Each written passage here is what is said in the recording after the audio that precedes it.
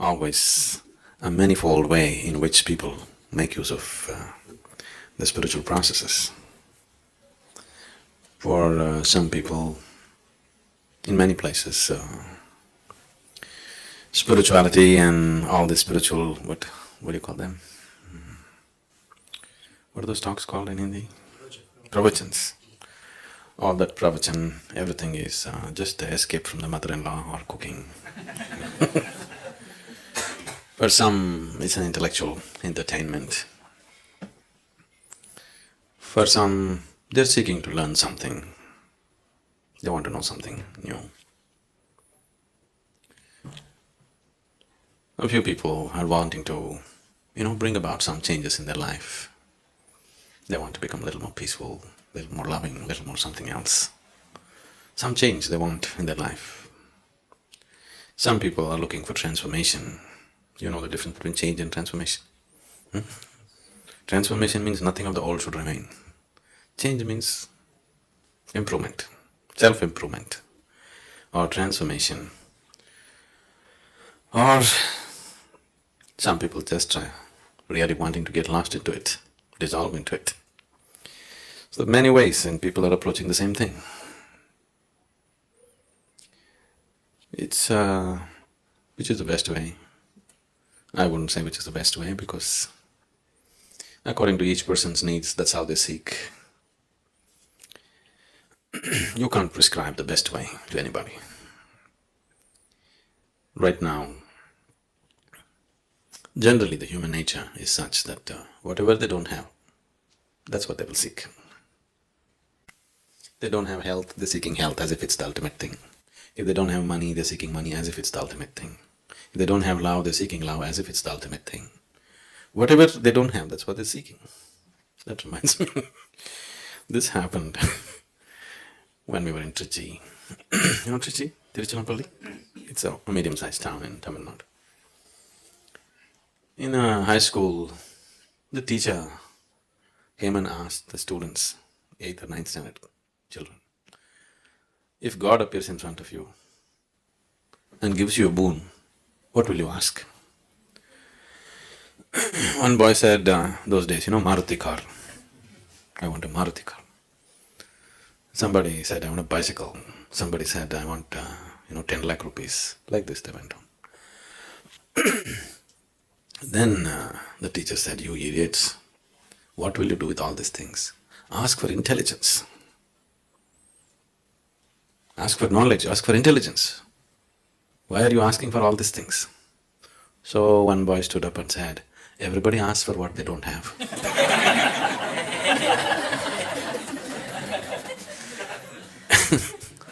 So, everybody's seeking what they don't have, isn't it? Now if you go by this, when a human being goes by this process of asking for what he doesn't have, then it's an endless process. Because what is it that you have? What you have is so little. If you go on asking for what you don't have, you need 1,000 years and still you will be nowhere. If you start seeking the next thing that you don't have, it's an endless process, self-defeating process, isn't it? It seems to be taking you somewhere, but it doesn't take you anywhere. So, what is this about? If you don't seek, if there is no seeking, you don't go anywhere. Why would you go to any place if there's nothing to seek? Because that's the very basis of your activity, desiring and going after it, isn't it? The objects of desire may change and people may think one object is better than the other, but it's not so. Whether you're seeking money or home or intelligence or knowledge or God or this or that, desire is desire, The object of desire just changes the directions of your destination, but doesn't change the process of life as such. And the essence of life is in its process, isn't it? Where you got in the end is not the point really. In many ways, right now, the essence of life is how you're experiencing it right now. So, one's quality of life, if you're changing or if you're wanting to experience life in a little better way, or in a much better way, whatever, changing the objects of desire is not going to make so much of a difference. It's the way we handle the process which is going to make the difference. But even if life becomes a very pleasant and beautiful experience, It has to happen for every human being. But even if it happens, still you will see there is something within you which doesn't want to settle for just joyful life either. You're very happy, and after some time, even that doesn't seem to be enough. Because happiness is missing, right now the whole life seems to be pursuit of happiness. If you're joyful, then you will see it's not enough. In fact, if you're very happy, you will do many more things than when you're unhappy. Isn't it so? Because now you're charged, and now there's nothing pulling you back. You have all the enthusiasm to go about and do lots of things. So there is something that this life is longing for. It's not a desire, it's its destination. It is not something, a desire that you created or I created. It is just longing to go towards a certain destination. The only choice that we have is either to move towards this destination consciously or unconsciously. Anyway we are moving. Whether to go towards it consciously or unconsciously. If we are dragged towards something unconsciously, even if we are dragged towards heaven, we will suffer the dragging, isn't it? Yes? Now we grab you and we'll drag you out. You don't know where you're being dragged. You will suffer this. We will take you and put you on a beautiful beach. But that's later. But right now, all along from here to there, you are going to suffer it terribly, isn't it? So if you walk towards anything, or if life drags you towards a certain direction and you're unconscious about it, you will suffer the process immensely.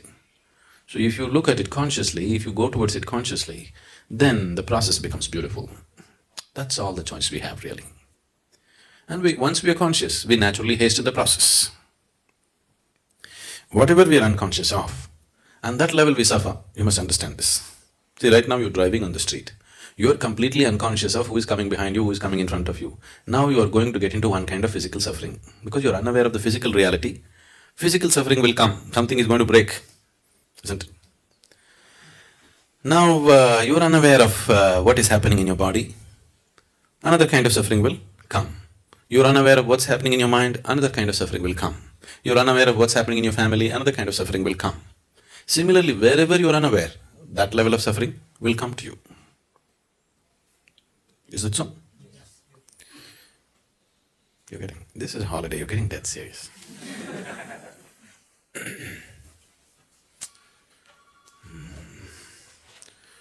Once a pirate… a pirate walked into the bar. The bartender knew him from long ago, he's seen him just the previous year, and now he's come back after his expeditions. He looked at him and said, "Hey, what happened to you? You look terrible." The pirate said, "No, I'm just feeling just about fine." Then the bartender said, "But what happened to your leg? Why the wooden leg?" "Oh, that we were just having a battle with another rival group, and I saw a cannonball coming straight at me. Before I could move, it hit my right leg, and I'm doing quite fine with the wooden leg. I'm pretty good." Then the bartender said, "What about the hook? Instead of left hand, you have a hook. What happened to that?" "Oh, we were just having a sword fight for fun, and my left hand got chopped off, but I'm doing quite fine with this hook. In fact, it's more useful than the hand." Then he asked, "What about the eye patch? You lost one eye, what happened?" "Oh, that I was just looking up at the sky and a bird poop fell into my eyes." Oh, come on. Who ever heard of anybody losing their eyes for bird poop? How would you lose your eyes for bird poop? No, that was the first day I had my hook on.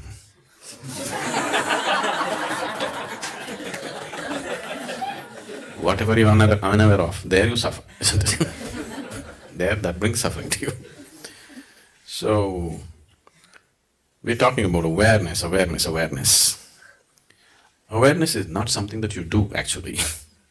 In fact, the less you do, the more aware you become within yourself. The less your activity becomes inside, what you call as me, the less that becomes, the more your awareness becomes. The less your personality becomes, the more your presence becomes always. Personality means you have to do a lot to keep it up, isn't it? Yes. Most of the activity that you're doing to keep up your person is unconscious, but you're doing enormous activity to maintain a certain personality, isn't it? If that activity gets lowered, suddenly awareness gets heightened. Because awareness is not something that you do. The very life is awareness, isn't it? The very basis of life is awareness. You know that you're alive only because you're aware, isn't it? If all awareness disappears, at least on this level, we can call it death. So, spirituality is not something that you do. If you stop doing all your nonsense, you're spiritual. You know? Unnecessary nonsense if you stop, spirituality is, it's not something that you have to do and make it happen or create it, it's not so. But still, why, if that is so, why am I doing my pranayama in the morning? Oh, even in a resort they made us do it.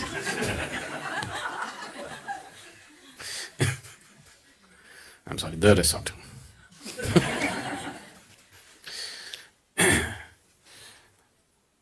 That's because there is no brakes on your activity. What you do within yourself, you have no brakes on it. So, we are creating a certain physical, mental and energy situation where everything gets diverted from your activity. Slowly, the practice establishes a situation where the life energies raise to a certain pitch and intensity that slowly the activity becomes insignificant. It's still there. It's still happening. You've seen this in Shunya meditation, you just said. Activity is still happening, but it's insignificant. The same activity which was so significant has become insignificant. We have not stopped it. We have not done anything to hold it down, but somehow it has become not so important. You see this happening? When you just sit and meditate in Shunya, everything is happening, but it's no more important. It's lost its significance. It's lost its impact upon you.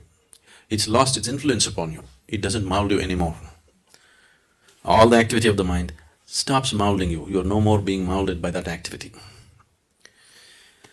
This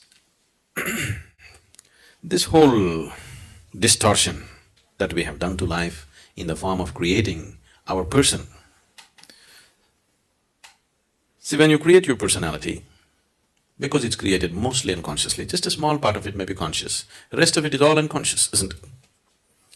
When you create your personality, somewhere, in one way, it means somewhere you thought, Creator has not done a good enough job on you, isn't it? If it needs improvement, definitely He did not do a good enough job on you, isn't it so? So why would you feel that such a grand creation is not good enough? Something that's so enormous and fantastic is not good enough. Why? Because in this simple process of self-preservation, there is a simple basic process which is built into every cell in our body. Every worm, insect, animal has this. We also have it. This simple process of self-preservation, we don't know where to contain it. It has just spread itself into everything. Because it spread itself into everything, you have to create a small person of yourself who will defend himself all the time. As we've been looking at in the programs, the only thing that needs preservation is your physical body. Your personality, we must maul it every day. It should be okay, isn't it? If every day if you can make mincemeat out of your personality, you could create another one tomorrow morning, isn't it? Isn't it so? We've been trying to do that gently, because if I go very hard at it, you'll run away.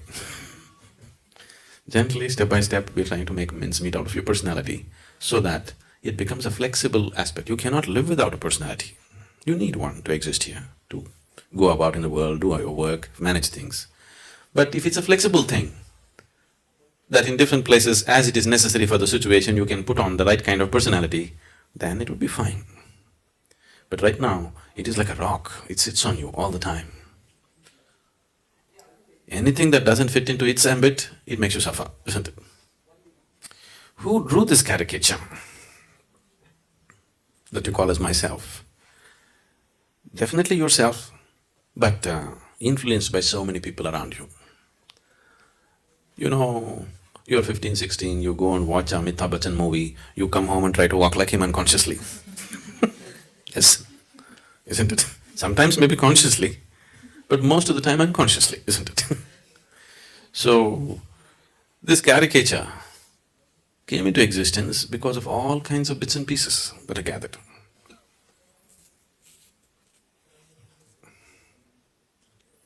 It happened when we were in school. There was a boy who was studying with me, who had an excellent hand, he could just sketch anybody with whatever kind of distortion he wanted. So, there was one very hated geography teacher. And when he entered the class, this boy had a horrible caricature of him ready on the blackboard. Badly distorted, but everybody can clearly recognize who it is. With all kinds of very bad distortions on him. Then he walked in and as usual he walks into the class always with a temper. Whether he's talking about the grasslands in America or he talks about the deserts in Africa, he's always in bad temper. The moment he saw, he just… one thing he was angry, another thing he was somehow hit by the whole thing, the distortions. Then he asked, who is responsible for this terrible atrocity? As usual, everybody will suddenly be interested in geography, very studious and…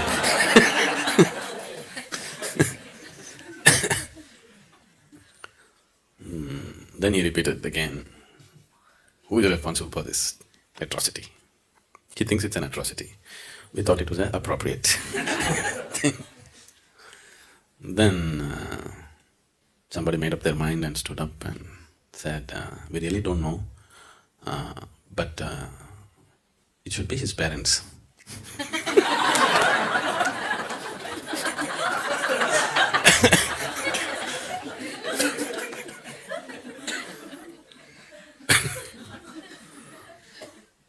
So, for this atrocity that you call as myself, it's not your parents. This is you. Only you can commit this atrocity of distorting yourself into such a tiny possibility when an unbounded possibility was what you were offered.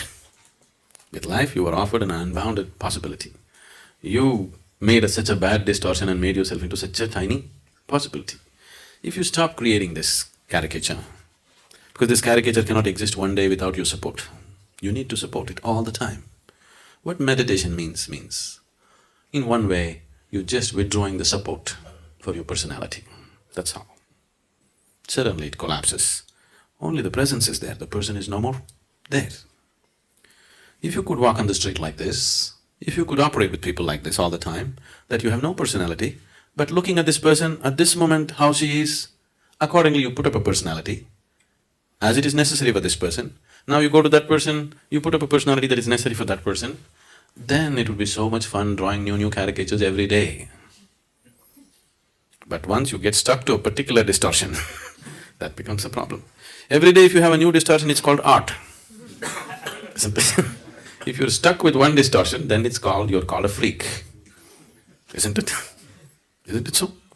Every day if you're able to create a new distortion, that is artwork, isn't it? If you're stuck with one distortion, you're a cripple. So that's the big difference. Sadhguru, when you're talking about personality, we have to have different personalities as a parent, as a husband, and at work. In normal living, it becomes very difficult to change the personality. You mean to say people around you won't let you change it? Not true. See, right now, let's say you're going to your work we'll take the work situation because it's less personal for you. You're going to work with a certain attitude and a certain person is going to work, which is you right now. Let's say he goes briskly like this every day. Good morning, good morning, good morning. Don't mean it, good morning to anybody. The way people say good morning is very clear, they intend to give you a bad morning. So, suppose you are going like this. Tomorrow morning, if you go, really say good morning to people and smile at them and maybe hold their hand and ask some personal question, talk to them and go in, maybe you'll waste 5–10 minutes going into your office. But if people around you are happy, you'll have a lot of extra time on your hands because they'll run around and do things better, isn't it? If you have people who are sitting there with a grouse, then they will make your life miserable in so many ways. Not one way. You have to live with them, but these people have a grouse against you. They are going to make your life so bad, isn't it? Now, can I change my personality every day? Won't it confuse people? Not at all. They would enjoy you most. Isn't it so? And will it bring down your efficiency of work? Definitely not. It is not because of the compulsion of the situation you've gotten stuck with one personality. It is just that the whole construction of the personality has happened in unawareness. That's why you're stuck with one personality. Now you said, we have one kind of personality at home, another with children, another with work and outside. If you look at it, it may not be true. You may be functioning in different capacities. The requirement of how you function may be different, but still the basic personality may be same everywhere. The underlying personality is still the same. You can change that also, and it'll be so much fun for you to change that. It'll be absolute fun for you to change that, because you can experience a whole new person all the time. After all, it's your creation. So why should it be limited to just one way? If God had fixed a personality for you, that's all there is. But when you have built it, like you change your clothes every day in different ways, isn't it? But most people cannot even change that, isn't it? They have gotten used to a certain thing and that's all it is, isn't it so? I think we should have done something today. Everybody should dress in a completely different way and come. Not your usual kind of clothes. You're wearing pants all the time, today you wear a sari and come. Just loosen yourself up a little bit, it's important. The reason why what is the very essence of life is missing in people's life is because they become stiff. And spiritual people are stiffer than anybody else. Isn't it? They're so stiff. Still doesn't answer your question. There can be changes in the behavior, but your personality remains the same. It remains the same. That's what I'm saying. You're stuck to one personality.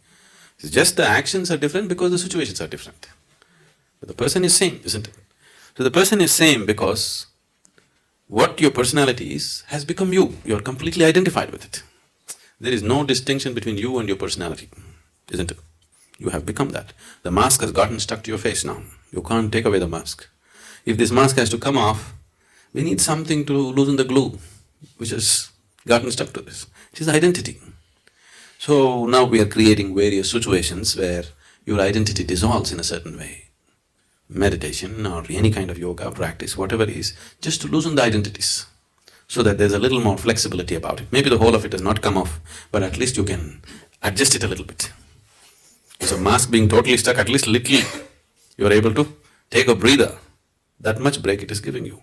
But if you work a little more with this, you can take it and keep it off. Now, people, when they come to advanced programs, 3 days or 7 days they're in Samyama or Bhavaspadana, the person that you are, you'll just simply forget who you are. You don't know who you are. It'll become like that because the situation created is so intense and so different. Everything that you know as normal is broken. After some time, you don't know who is here.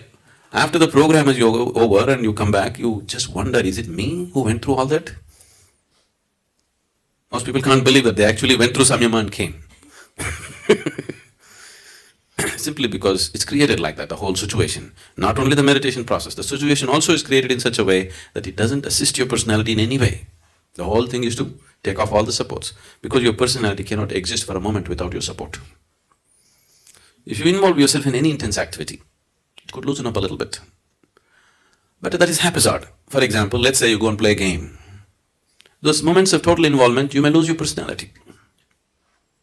But that is a haphazard way of attempting it. Now we are looking at how to approach it scientifically, how to dismantle all the scaffolding that is holding it up. If you have noticed this, people who are very, very committed and enjoying the process of working, they always have more flexible personalities than people who are working towards a goal. Is it so? Have you noticed this? Because just the involvement with the work, total involvement, those moments the personality becomes little loose. But people who are working towards a goal, that they want this to happen, those people have strong personalities always. The fundamental basis for your personality, the building blocks for your personality is likes and dislikes. I like this, I don't like this. A complex system of likes and dislikes is what your personality is, isn't it? See, what's the difference between you and the next person? Your likes and dislikes are different, isn't it? Now, the basis of yoga is just this, to help you beyond these likes and dislikes. Whether we're talking responsibility or inevitability or whatever else we're talking, fundamentally it is to destroy the process of like and dislike. See, existing in the world with likes and dislikes is a very foolish way to exist. But unfortunately, the logical mind thinks, I'll do what I like, this is my freedom. The very basis of your bondage is in your likes and dislikes, but your mind makes you believe doing what you like is your freedom. Isn't it? All the time, everywhere in the world, people believe doing what I like is freedom. Please look at it carefully. The very fundamental basis of your bondage is in like and dislike. To operate sensibly here, even in the physical realm I'm saying, even to operate with your work or family, whatever, likes and dislikes make you do stupid things. I like this person, I don't like this person. Now, I cannot function from what is needed in this moment, isn't it? Isn't it so? Now, I don't like this person. Even if this person is doing something wonderful, I cannot see it anymore. Do you see this happening to yourself? I like this person. Even if they're doing terrible things, I cannot see it anymore. Isn't it so? Because the moment you get trapped in this like and dislike, you have no discretion. You lost your discretion. Your intelligence is forsaken. Your awareness is simply impossible once you get trapped in likes and dislikes. The moment you say, I like this, getting identified with it is very normal. It's a natural process. You don't have to say, I'm going to identify with this light bulb. If you just say, I like this light bulb, you get identified with it. The process will just happen. See, life is set up in such a way for you so that life happens automatically. You just have to sit here and enjoy the bounty of life. But now the problem is, we are setting this forth in a wrong direction, so it is creating suffering. Suppose if it was all in your hands, you have to like it, you have to get involved with it, everything is yours. It would be a terrible effort to live, isn't it? Now it's all set up well, the whole software is so well set up. If you just say, I like this, getting involved in it, get dreaming about it, this, that, everything just happens by itself, isn't it? Everything that is necessary to take you in that direction just happens, isn't it so? So, this is just life assisting you, but it has no discretion. If you like hell, it'll take you to hell. It happened once. What do you call a person who hires people in a corporation or whatever? HR? Okay. The HR director in a corporation died and went to heaven. There, Saint Peter said, see, because you're the first HR person to come to heaven, we will give you a choice. If you want, you can stay in heaven because you got the passport. But before you go to heaven, if you want, you can have a view of hell. If you wish to stay there, you can also stay there. This is a lady HR person. She said, no, why would I want to go to hell? I want to go to heaven. He said, why wouldn't you want to have a look at it? I said, okay. She got in the elevator, went ding down. Then the elevator doors opened, and it opened into a beautiful garden. On the poolside, very beautiful people are swimming, sunbathing, and there's a wonderful golf course, and then a nice clubhouse, the works. She said, oh, this is great hell. She had a view of that, and then Saint Peter said, okay, you have a view of heaven, then you choose. Then she got in the elevator, it went up. It's supposed to be down and up, okay. That's a direction, at least you better know. Now we're down.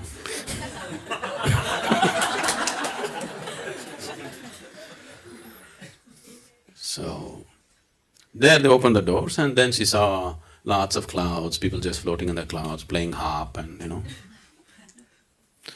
She said, okay, this is also fine, but I think I'll go to hell. All my friends are there. This golf, I'll go. So they put her in the elevator, she just went down, and again the doors opened. It was a harsh desert. Everybody all dried up without food, in terrible condition, everything. She said, what is this?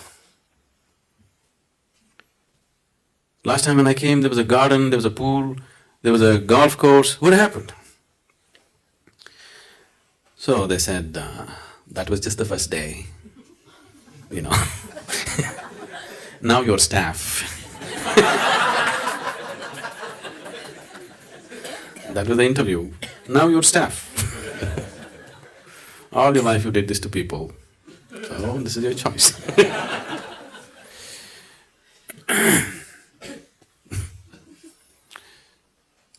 Your personality.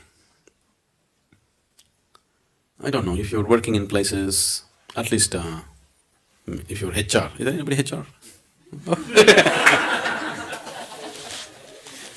Especially if you're HR, maybe, you also. You're supposed to size up a person, you know. Somebody new walks into your office, you're supposed to size them up, where they will fit into this whole machine of an organization. So, if you're willing to look, people's personalities are always hanging out, you know. They need not say anything, they need not do anything. If you just look at them properly, the very way they stand, sit, you don't need any great yogic intuition. Simply a simple observation of a person, the very way they stand, the way they hold their hands, the way they smile, the way they do things, their personality is just hanging out of them. So it's so obvious to everybody except to yourself, you know. That's the whole thing.